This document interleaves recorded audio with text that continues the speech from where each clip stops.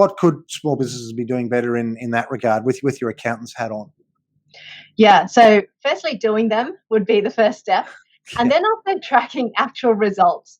So it's all nice to have a plan, as we all know, but if you're not tracking how you're actually going compared with the plan and writing it down, then some of the plan does lose some of its value. So small business owners wear so many hats. We all know that. And they're pressed for time. They're busy. They're trying to look after customers. They're trying to look after staff, recruit staff, manage JobKeeper, and have a bit of a life at the end of the day.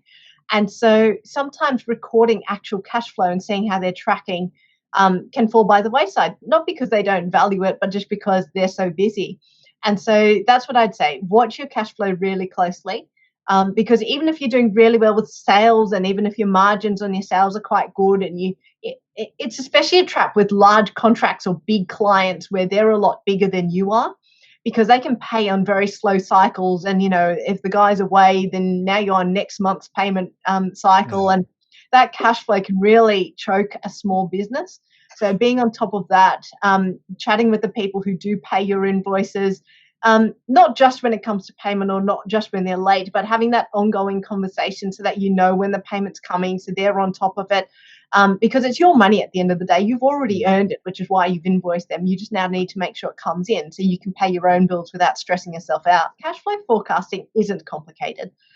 There's a template spreadsheet that is what I give out to businesses if they don't have anything to start with, but there's software programs, Castaway, all these various tools available. The most important thing about any tool is that we're using it. Yeah. Well, that's for sure. And Matt, we're just looking at what small businesses could do better.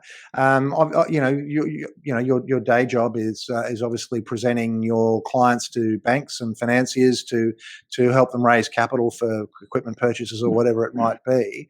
I mean, what is it that what are the things that make your job a lot easier that you wish some small businesses were doing that they could do better, particularly given the environment that we're in? I'm very much aligned with Louisa on this. Cash flow is so important. Continuing with that consultation process, but understanding your cash cycle.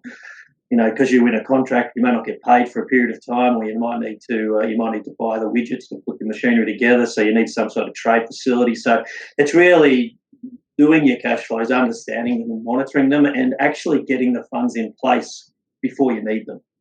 We see it so often that they recognise that, or they see a wonderful contract that they've earned and they're going to start making the widget, and then they go, oh no, I haven't got enough cash in the bank, I haven't got available credit. So our advice is to really, with those types of businesses, to understand your cash cycle and get on the front foot. And if they do that, then they'll continue to build on the balance sheets that they've built over the last sort of 6 to 12 months.